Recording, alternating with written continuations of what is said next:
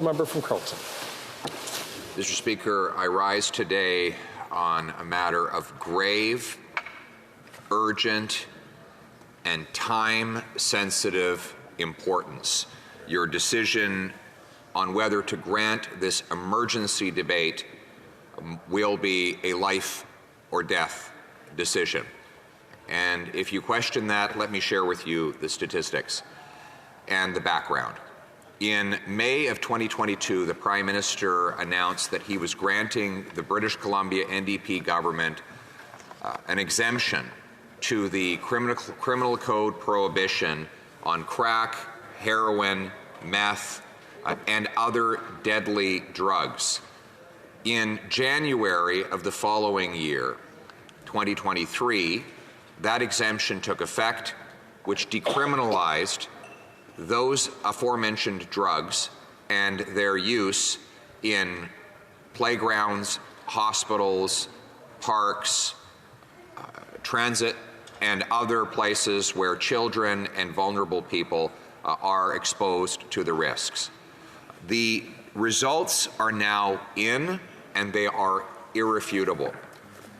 In the 12 months that followed the decriminalization of these hard drugs, British Columbia had a record-smashing 2,500 drug overdose deaths.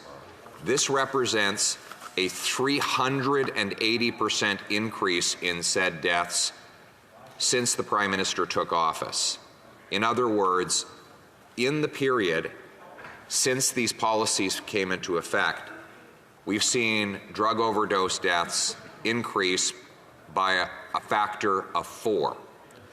Furthermore, Canada is now the fastest growing, has the fastest growing drug overdose death rate and the second highest total rate of any of the 11 countries reviewed by the Commonwealth Fund.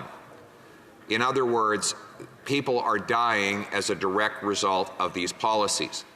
This is not simply my claim, it is now the NDP government's admission. As I said at the outset, it was the NDP government that asked for the decriminalization that the Prime Minister granted. That provincial government has now reversed itself and has asked for the government to urgently recriminalize drugs in many public places, an admission that this policy is taking lives. Mr. Speaker, this is where the urgency comes. Every day in British Columbia, 6 people die of drug overdoses. This is by far the highest overdose rate anywhere in Canada, something that even the NDP government is now attributing, in part, to the decriminalization.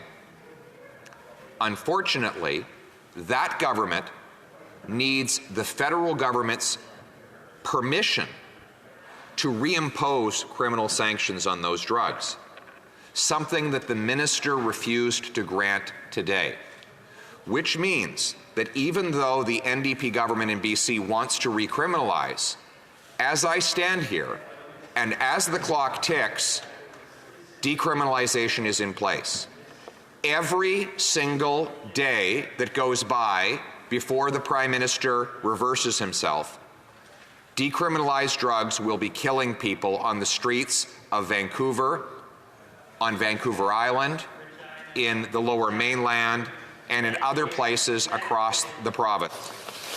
I ask the honourable member from New Westminster Burnaby please to hold his comments until he has the floor. The honourable member from Carleton has the floor. Anyone who does not believe 6 deaths per day is not an emergency needs to give their head a shake. Anybody who says that 2,500 deaths a year is not an emergency needs to give their head a shake. These numbers, by the way, Mr. Speaker, do not include the indirect deaths that are caused by drug-induced crime on innocent bystanders who might just be taking their kids to a local Starbucks before they get stabbed in front of their family and die in a puddle of their own blood, to be broadcast on social media, as we've seen. Those are the kinds of horrific scenes that have become commonplace ever since this Prime Minister and the NDP radical policy was implemented. So, given that we're losing 6 lives a day, given that the reversal of the policy could prevent some of those lost lives, or at the very least, such a matter should be debated, and given that the clock is ticking as the NDP government in BC awaits a decision from this Prime Minister and his Health Minister, this is an emergency. And we ask you to join with common sense Conservatives to allow for this debate to happen immediately so that we can stop the drugs, disorder, death, and destruction that the radical NDP Liberal decriminalization policy has caused. Thank you.